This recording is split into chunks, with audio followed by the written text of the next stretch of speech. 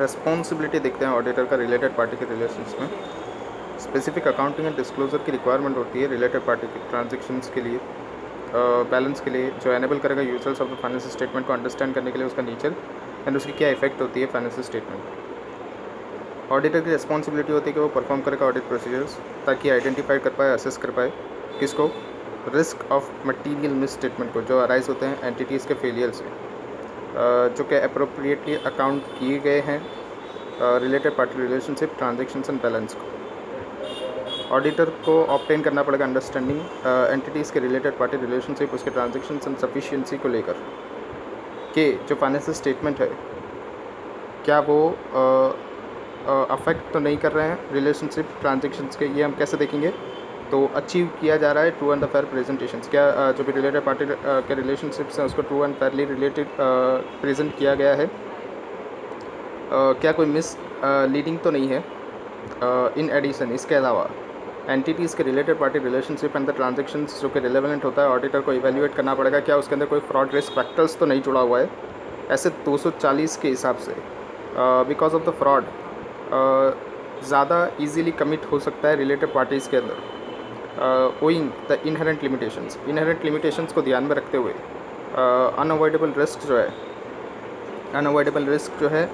थोड़े मटेरियल में स्टेटमेंट्स के अंदर फाइनेंशियल स्टेटमेंट्स को लेकर जो कि डिटेक्ट नहीं किए जा सकते हैं क्योंकि हम लोग रिस्क को ज़ीरो नहीं कर पाएंगे। इवन दो जब हमने ऑडिट प्रॉपर्ली प्लान भी किया गया था, परफॉर्म भी किया गया था in accordance with the SAs के हिसाब से किया गया था, तब भी हम लोग उसको ज़ीरो तो नहीं कर पाएंगे रिस्क को। Context in the context of the related parties के कंटेक्स्ट के अंदर जो पोटेंशियल इफेक्ट्स जो होती है इनहेरेंट लिमिटेशंस की ऑडिटर की एबिलिटी के ऊपर डिटेक्ट करने के लिए मटेरियल मिस स्टेटमेंट अगर वो ज़्यादा होती है तो हमको रीजंस देखना पड़ेगा कि मैनेजमेंट जो है क्या वो अनअवेयर है एग्जिस्टेंस को लेकर, सारे रिलेटेड पार्टी रिलेशनशिप को लेकर। रिलेटेड पार्टी रिलेशनशिप जो है वो प्रेजेंट होती है ग्रेटर अपॉर्चुनिटीज़, मतलब रिलेटेड पार्टी रिलेशनशिप के अंदर ग्रेटर अपॉर्चुनिटीज़ होती है किसकी, कल्यूजन्स की, मतलब मिली भगत की, कंसीलमेंट यानी छुपाने के लिए या तो मैनिपुलेट करने के लिए, मैनिपुलेशंस बाय द मैनेजमेंट क्या कर सकता है इसके अंदर रिलेटेड पार्टी रिलेशनशिप्स के अंदर, मिली भगत कर सकता है या तो छुपा सकता है या तो मैनिपुलेट कर सकता है। Planning and performing the audit, जब हम लोग प्लान कर रहे हैं परफॉर्म कर रहे हैं ऑडिट तो हमको प्रोफेशनल स्केप्टिसिज्म रखना पड़ेगा, जो रिक्वायर्ड करेगा एसेस 200 के अंदर। पर्टिकुलर इंपॉर्टेंस हमको किसको देना पड़ेगा, पोटेंशियल्स अनडिस्क्लोजर्स रिलेटेड पार्टी रिलेशनशिप्स को लेकर एंड जो भी ट्रांजेक्शन्स है उनको लेकर। रिक्वायरमेंट्स होती है इन एसेस, उसके अंदर क्या होता है, डिज़ाइन किया जाता है, असिस्ट किया जाता है ऑडिटर को आइडेंटिफाइड करने के लिए एंड असेस करने के लिए risk of material miss statement जो कि एसोसिएट होता है रिलेटेड पार्टी रिलेशनशिप को लेकर एंड ट्रांजेक्शन्स एंड डिज़ाइन को लेकर, ऑडिट प्रोसीजर्स को लेकर जो कि रेस्पॉन्ड करेंगे हम लोग असिस्ट करने के लिए रिस्क। आइडेंटिफाइड करना है entities related parties readily available to the management, because ये क्या होता है, रेडिली अवेलेबल होता है मैनेजमेंट को रेडिली अवेलेबल होता है क्योंकि जो एंटिटीज़ की इंफॉर्मेशन सिस्टम है उसको ज़रूर होती है रिकॉर्ड करने की, प्रोसेस करने की, समराइज़ करने की related party relationships and the transactions, जो एनेबल करती है एंटिटी को मीट करने के लिए अकाउंटिंग एंड डिस्क्लोजर रिक्वायरमेंट, मतलब उसकी अकाउंटिंग और डिस्क्लोजर रिक्वायरमेंट कैसे की जाएगी वो भी ध्यान में रखना होता है। मैनेजमेंट क्या करता है, कंप्रिहेंसिव लिस्ट बनाता है रिलेटेड पार्टीज़ की एंड चेंजेस जो भी हैं प्रायर पीरियड के अंदर उसको भी ध्यान में रखा जाता है। कहाँ से ये लिस्ट बनाई जाती है, प्रायर पीरियड के चेंजेस के अंदर चेंजेस को ध्यान में रखते हुए ये लिस्ट तैयार की जाती है। रिकरिंग एंगेजमेंट से, इंक्वायरीज से जो क्या करेगा, कंपेयर करेगा इन्फॉर्मेशन जो भी सप्लाइड की गई है मैनेजमेंट के द्वारा with the auditors record of the related party notes in the previous year, मतलब ऑडिटर क्या करेगा, देखेगा उसके जो भी उसने लिस्ट जो प्रीवियस ईयर के अंदर ऑडिट के दरमियान में उसने बनाई थी रिलेटेड पार्टीज का, उसके अंदर वो देखेगा और उसके अंदर अगर कोई चेंज है तो चेंज करेगा, कोई एडिशन या तो डिडक्शन हो रहा है रिलेटेड पार्टीज़ का। हाँ, लेकिन फिर भी जो फ्रेमवर्क है वो एस्टाब्लिश नहीं करता है रिलेटेड पार्टीज़ के रिक्वायरमेंट। एंटिटीज़ जो है वो हो सकता है ना the information systems in place, entities चाहे तो हो सकता है कंसिडर कर सकती है रिलेटेड पार्टीज़ के डिस्क्लोजर में। सच सर्कमस्टेंसेस, इन सर्कमस्टेंसेस के अंदर अगर ये पॉसिबल होता है मैनेजमेंट के लिए कि वो अवेयर नहीं था एग्जिस्टेंस को लेकर रिलेटेड पार्टीज़ की, यानी मैनेजमेंट को भी पता नहीं था कि ये हमारी रिलेटेड पार्टी है, तो नेवरलेस जो रिक्वायरमेंट जो होती है इंक्वायरी की, जिससे क्या होगा, अप्लाइड किया जाएगा, because the management aware of the parties to meet the meet the related parties definition to set out in this SAs. यानी कि इंक्वायरी से अगर ऑडिटर इंक्वायरी करके पता लगाता है कि ये भी रिलेटेड पार्टी थी और मैनेजमेंट ने उसको डिस्क्लोज़ नहीं किया है, क्योंकि मैनेजमेंट को पता ही नहीं था कि ये भी डेफिनेशंस के अंदर आती है रिलेटेड पार्टीज़ के अंदर, तो उस केस के अंदर ऑडिटर उसको क्या करेगा, प्रॉपर डिस्क्लोजर करवाएगा। इन सच अ केस ऑडिटर इंक्वायरीज, इस केस के अंदर ऑडिटर इंक्वायरीज करता है, आइडेंटिफाई करता है रिलेटेड पार्टीज़ एंटिटीज़ की कौन कौन है, कैसे वो करता है, form the parts of the auditor risk assessment procedure, auditor risk assessment procedure लगाकर पता लगाता है कि कौन कौन से रिलेटेड पार्टी है, एक्टिविटीज़ जो भी परफॉर्म की गई है इन accordance with the SS 315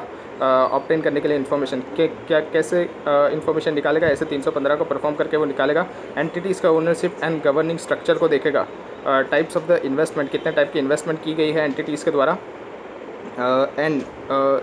plan क्या किया गया है उसको, अगर कोई प्लानिंग कर रहे हैं, इन्वेस्टमेंट प्लान कर रहे हैं, तो वो भी हमारे लिए क्या होगा, रिलेटेड पार्टीज हो जाएगी जिसके साथ प्लानिंग कर रहे हैं इन्वेस्टमेंट करने का। By the way of the entities and its structure, entities का स्ट्रक्चर देखकर वो निकालेगा हाउ इट इज़ फाइनेंस, और कैसे उसको फाइनेंस किया गया है। पर्टिकुलर केस के अंदर कॉमन कंट्रोल्स होता है रिलेशनशिप का, as the management is more likely to aware. Particular case के अंदर अगर कॉमन कंट्रोल होता है रिलेशनशिप का, तो मैनेजमेंट उसके अंदर तो हो सकता है कि अवेयर ही होगा, और अवेयर ही होता है वो रिलेशनशिप के लिए। अगर इकोनॉमिक सिग्निफिकेंस है एंटिटीज़ का, ऑडिटर की इंक्वायरी से अगर पता चलता है कि वो ज़्यादा इफ़ेक्टिव है, और फोर्स किया जा रहा है कि जो पार्टीज़ है क्या वो एंटिटीज़ से एंगेज्ड है सिग्निफिकेंट ट्रांजेक्शन्स के अंदर, शेयर रिसोर्सेज के अंदर, या तो सिग्निफिकेंट डिक्रीज़ के अंदर, आर दी रिलेटेड पार्टीज़, यानी गवर्नमेंट एंटिटीज़ की बात हो रही है जहाँ पर सिग्निफिकेंट ट्रांजेक्शन, शेयर्स रिसोर्सेज अगर सिग्निफिकेंट डिक्रीज़ होता है तो उसको भी हम लोग रिलेटेड पार्टी मान सकते हैं, तब हम लोग उसको रिलेटेड पार्टी मानेंगे। हाउ कैन ऑडिटर, कैसे ऑडिटर वेरीफाई करेगा एग्जिस्टेंस के रिलेटेड पार्टी एग्जिस्ट कर रही है एंड उसके ट्रांजेक्शन्स ड्यूरिंग द ऑडिट के दरमियान में ऑडिटर मेंटेन करता है अलर्टनेस, किसके रिलेशंस में, रिलेटेड पार्टी इन्फॉर्मेशन के रिलेशन में, वो रिव्यू करता है रिकॉर्ड्स को, डॉक्यूमेंट्स को, वो इंस्पेक्ट भी करता है रिकॉर्ड्स एंड डॉक्यूमेंट्स को, वो प्रोवाइड करता है इन्फॉर्मेशन रिलेटेड पार्टीज़ की, रिलेशनशिप की एंड ट्रांजेक्शन्स की। एग्जांपल के तौर पे एंटिटीज़ की इनकम टैक्स के रिटर्न को देखेगा, इन्फॉर्मेशन सप्लाइड जो की गई है एंटिटीज़ के द्वारा रेगुलेटिंग अथॉरिटीज़ को, उसको देखेगा, शेयर होल्डर के रजिस्टर्ड को आइडेंटिफाइड करेगा, एंटिटीज़ प्रिंसिपल शेयर होल्डर्स देखेगा, यानी शेयर होल्डर के रजिस्टर को आइडेंटिफाई करेगा जो कि एंटिटीज़ के प्रिंसिपल शेयर होल्डर है उनको, स्टेटमेंट्स ऑफ द कॉन्फ्लिक्ट देखेगा, interest from the management and दोस्त चार्ज विद द गवर्नेंस, मतलब दोस्त charge with the governance and जो मैनेजमेंट और उनका इंटरेस्ट किसके अंदर है वो भी देखेगा, records of the entities investment, entities के इन्वेस्टमेंट के रिकॉर्ड्स देखेगा, जो कि पेंशन प्लान्स हैं वो भी वो देखेगा, कॉन्ट्रैक्ट्स एंड एग्रीमेंट्स भी देखेगा with the key management and दोस्त चार्ज विद द गवर्नेंस, क्या क्या कॉन्ट्रैक्ट्स लेके बैठे हैं, एग्रीमेंट करके बैठे हैं, सिग्निफिकेंट कॉन्ट्रैक्ट्स एंड एग्रीमेंट्स जो कि एंटिटीज़ के ऑर्डिनरी कोर्स के अंदर नहीं आ रहे हैं बिजनेस के अंदर, उसको भी देखेगा, ऐसे बड़े बड़े contracts, significant contracts and agreements को भी देखेगा, specific invoice and correspondings from the entities professional adviser उसको भी देखेगा,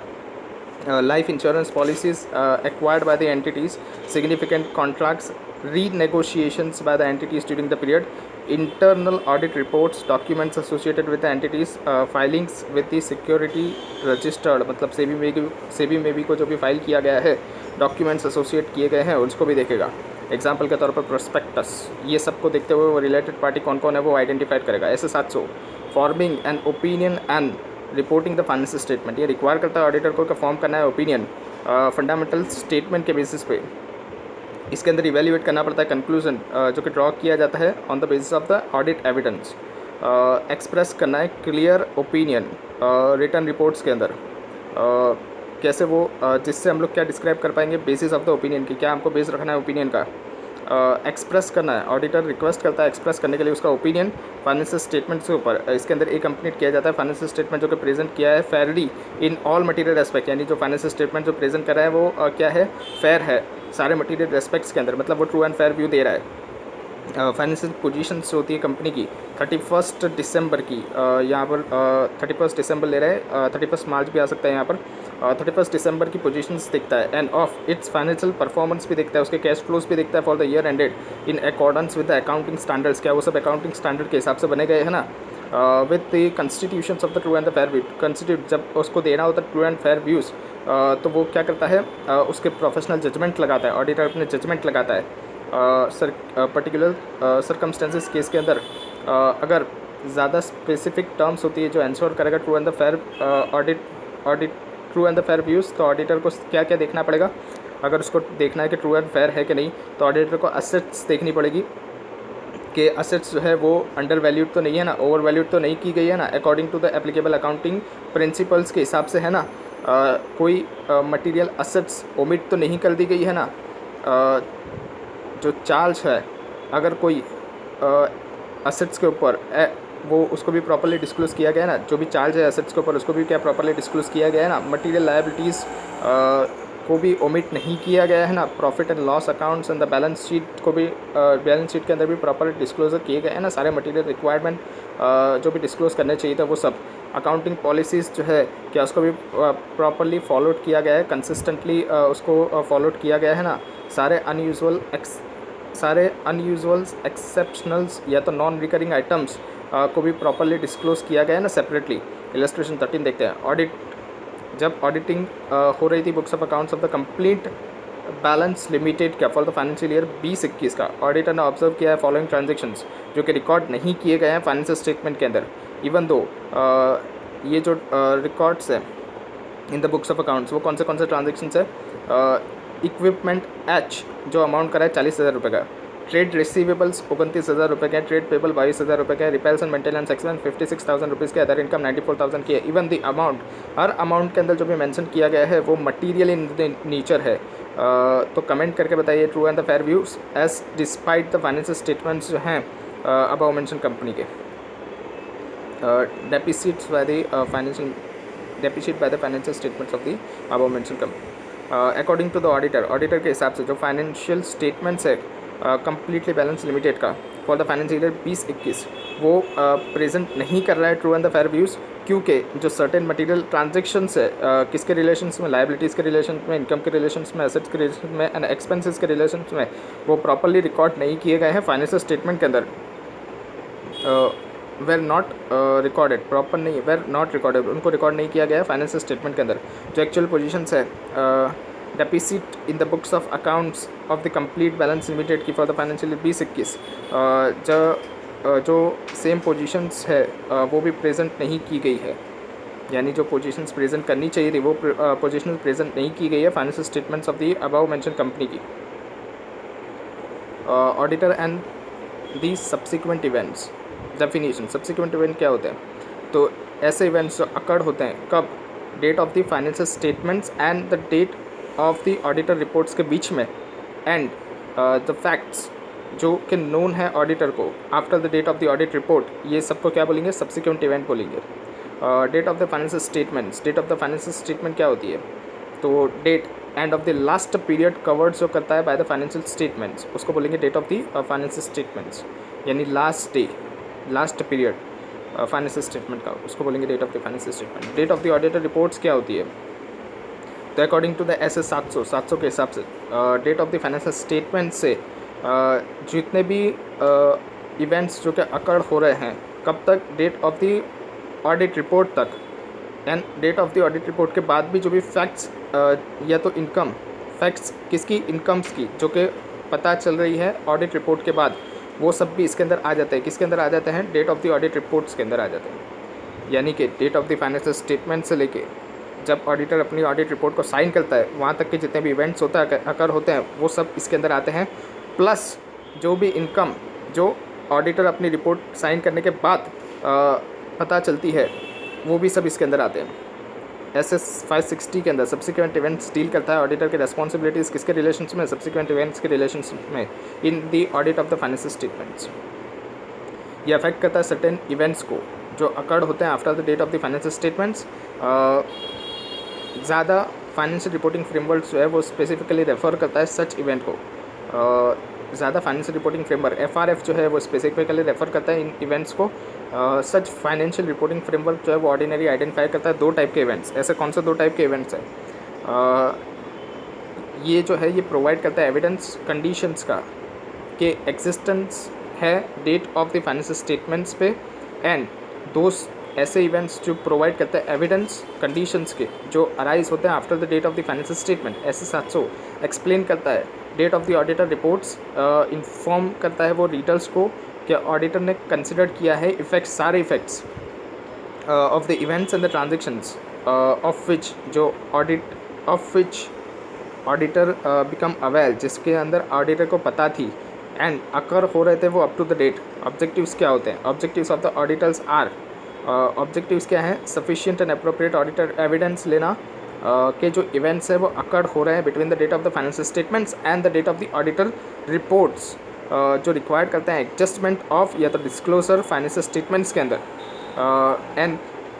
वो अप्रोप्रिएटली रिफ्लेक्ट करते हैं those of the financial statement, and उनको अप्रोप्रिएटली रिफ्लेक्ट किया गया है फाइनेंशियल स्टेटमेंट्स में। रेस्पॉन्ड अप्रोप्रिएटली फैक्ट्स का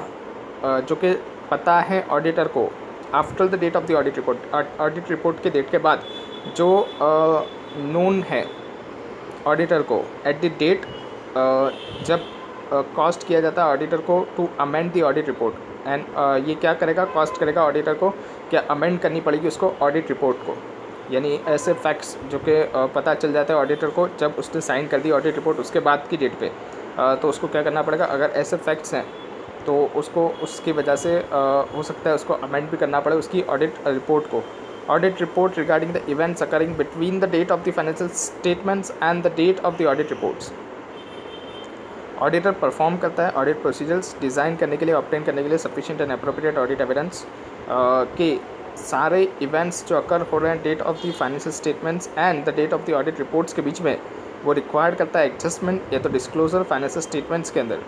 जो भी आइडेंटिफाइड किए गए। ऑडिटर नहीं करेगा,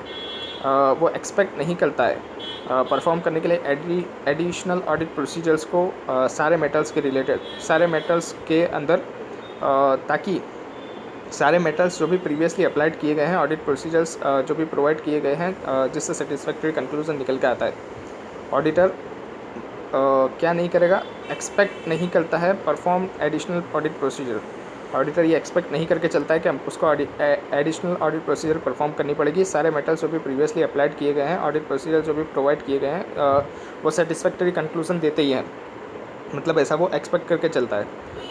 auditor shall perform, auditor perform करता है प्रोसीजर्स को जो कि रिक्वायर्ड की जाती है। इसके अंदर कवर्ड किया जाता है पीरियड कब से कब तक का, from the date of the financial statement to the date of the auditors report, जो कि या तो जो नियर प्रैक्टिकेबल है देयर टू। ऑडिटर क्या करेगा? ऑडिटर लेगा अकाउंट्स के अंदर ऑडिटर्स रिस्क असेसमेंट्स, जिसके अंदर इंक्लूड किया जाता है फॉलोइंग, क्या क्या चीज़ें आती है इसके अंदर? ऑब्टेन करना है, अंडरस्टैंड करना है प्रोसीजर्स को, इंक्वायर करना है मैनेजमेंट को, रीडिंग करना है मिनट्स को, रीड करना है इंटरनल फाइनेंशियल स्टेटमेंट्स को। ये सब यहाँ पर भी लिखिए। व्हेन एज अ रिज़ल्ट जो प्रोसीजर जो परफॉर्म की गई है जो कि रिक्वायर्ड की गई है अबाउ, यानी जो भी ऊपर प्रोसीजर्स दी गई है, अगर वो क्या होता है, वो प्रोसीजर्स परफॉर्म की गई है ऑडिटर ने, ऑडिटर आइडेंटिफाई करता है इवेंट्स जो रिक्वायर्ड करेगा एडजस्टमेंट या तो डिस्क्लोजर फाइनेंशियल स्टेटमेंट्स के अंदर। ऑडिटर डिटरमाइन करता है कि या तो इवेंट्स जो है वो अप्रोप्रिएटली रिफ्लेक्ट कर रहे हैं फाइनेंशियल स्टेटमेंट्स में, जो भी इवेंट्स है वो प्रॉपरली अप्रोप्रिएटली रिफ्लेक्ट कर रहे हैं फाइनेंशियल स्टेटमेंट में। Return representations with respect of the subsequent event. Auditor request करता है मैनेजमेंट को एंड अप्रोप्रिएट, जब भी अप्रोप्रिएट उसको लगता है तो दोस्त चाइल्ड विद गवर्नेंस से भी रिक्वेस्ट कर सकता है वो कि प्रोवाइड कीजिए return representations in accordance with ऐसे 580 रिटर्न रिप्रेजेंटेशंस जहाँ पर सारे इवेंट्स अकर हो रहे हैं सब्सिक्वेंटली। रिटर्न रिप्रेजेंटेशंस किसका होगा? रिटर्न रिप्रेजेंटेशंस में क्या होगा? तो जो भी सारे इवेंट्स अकर हो रहे हैं subsequently date of the financial statements, subsequent to the date of the financial statement से लेकर and for which applicable financial reporting framework जो है वो रिक्वायर्ड कर रहा है एडजस्टमेंट या तो डिस्क्लोजर जो कि एडजस्ट किए गए हैं, डिस्क्लोज किए गए हैं। मतलब ऐसे जो भी सारे इवेंट्स थे जो अकर हो रहे हैं subsequent date of the financial statement से, मतलब उसके बाद से वो उन सबको क्या करा है, प्रॉपर्ली डिस्क्लोज करा है फाइनेंशियल स्टेटमेंट्स के अंदर। एंड अगर उसकी कोई एडजस्टमेंट भी थी तो वो भी प्रॉपर्ली की गई है। Auditors obligations regarding the subsequent event, auditor का क्या ऑब्लिगेशंस होता है सब्सिक्वेंट इवेंट्स को लेकर। फैक्ट्स जो कि अगर नोन होता है audit after the date of the audit report, यानी जब वो उसने ऑडिट रिपोर्ट दी थी उसके कोई ऐसा फैक्ट उसको पता चलती है, बट बिफोर, लेकिन पहले the date of the financial statement issued, यानी फाइनेंशियल स्टेटमेंट इश्यू होने से पहले लेकिन ऑडिट रिपोर्ट देने के बाद, तो वो क्या करेगा, ऑडिटर के पास कोई ऑब्लिगेशंस नहीं होता परफॉर्म करने के लिए कोई भी ऑडिट प्रोसीजर्स, क्योंकि ऑडिट तो ख़त्म हो चुका है। Regarding the financial statements after the date of the audit reports, however, लेकिन फिर भी after the date of the audit reports, यानी ऑडिटर ने ऑडिट रिपोर्ट दे दी है लेकिन फाइनेंशियल स्टेटमेंट्स जो है वो अभी तक इश्यूड नहीं किए गए हैं। Fact to become known to the auditor, अगर फैक्ट्स जो है अगर वो नोन हो जाते हैं ऑडिटर को कि फैक्ट्स जो नोन हो जाते हैं ऑडिटर को कि जो भी फैक्ट्स जो नोन हो जाता है ऑडिटर को कब, date of the audit reports के बाद, तो वो कॉज करते हैं ऑडिटर को कि ऑडिटर को अमेंड करना पड़ेगा उसकी रिपोर्ट को। ऑडिटर क्या करेगा, ऑडिटर क्या करेगा, ऑडिटर डिस्कस करेगा मैटर्स को with the management and appropriate दोस्त चार्ज विद द गवर्नेंस, अगर अप्रोप्रिएट लगा तो दोस्त चार्ज विद द गवर्नेंस से भी डिस्कस कर सकता है। मैनेजमेंट क्या नहीं डिटरमाइन करेगा वो कि जो फाइनेंशियल स्टेटमेंट्स है क्या उसको अमेंड करने की ज़रूरत है, अगर है तो वो इंक्वायरी करेगा कि कैसे मैनेजमेंट इंटेंड कर रहा है, एड्रेस कर रहा है मैटर्स को फाइनेंशियल स्टेटमेंट्स के अंदर। डिस्कस करेगा वो मैनेजमेंट के साथ, मैनेजमेंट से डिस्कस करेगा वो कि फाइनेंशियल स्टेटमेंट को अमेंड कर रहे हो आप, how management intends to address, और मैनेजमेंट उसको कैसे इंटेंस कर रहा है, मतलब क्या मैनेजमेंट उसको फाइनेंशियल स्टेटमेंट को अमेंड कर रहा है या नहीं कर रहा है। Facts which becomes known to the auditor, अगर फैक्ट्स पता चलते हैं ऑडिटर को after the financial statement has been issued, अगर फाइनेंशियल स्टेटमेंट इश्यू हो गए उसके बाद ऑडिटर को फैक्ट्स पता चलते हैं, तो after the financial statements have been issued, अगर फाइनेंशियल स्टेटमेंट्स इश्यूड हो जाते हैं उसके बाद ऑडिटर को पता चलता है तो कोई ऑब्लिगेशन नहीं होती ऑडिटर की कोई ऑब्लिगेशन नहीं होती कि वो परफॉर्म करेगा एनी ऑडिट प्रोसीजर्स किसके रिगार्डिंग में, सच फाइनेंशियल स्टेटमेंट्स के रिगार्डिंग में। हाँ लेकिन फिर भी आफ्टर द फाइनेंशियल स्टेटमेंट्स के बाद जो कि इश्यूड किए गए हैं, जो फैक्ट्स होता है जो भी ऑडिटर को पता चलती है, तो वो क्या करेगा, ऑडिटर क्या करेगा, अगर कोई भी फैक्ट्स है जो ऑडिटर को पता चलती है, date of the audit report auditor को पता चलती है एट द डेट, कब, at the date of the audit report, audit report की डेट पे अगर ऑडिटर को पता चलती है और अगर वो कॉज कर रहे हैं ऑडिटर को अमेंड करने के लिए उसकी ऑडिट रिपोर्ट, तो ऑडिटर क्या करेगा, डिस्कस करेगा मैनेजमेंट के साथ डिस्कस करेगा मैटर्स को मैनेजमेंट के साथ, एंड अगर अप्रोप्रिएट होगा तो दोस्त चार्ज विद गवर्नेंस के साथ डिटरमाइन करेगा वेदर जो फाइनेंशियल स्टेटमेंट्स है क्या उसको अमेंड करने की ज़रूरत पड़ रही है। अगर होता है ऐसा तो वो इंक्वायरी अगर होता है, अगर मैनेजमेंट अमेंड कर देता है तो ठीक है, अगर मैनेजमेंट अमेंड नहीं करता तो फिर क्या एक्शंस लेना है ऑडिटर को, वो भी उसको देखना पड़ता है कि वो अपनी ऑडिट रिपोर्ट को क्या करेगा, मॉडिफाइड करेगा या नहीं करेगा। इंक्वायर करना पड़ता है हाउ द मैनेजमेंट इंटेंट्स, कैसे मैनेजमेंट इंटेंट करेगा, एड्रेस करेगा मैटर्स को इन द फाइनेंशियल स्टेटमेंट्स।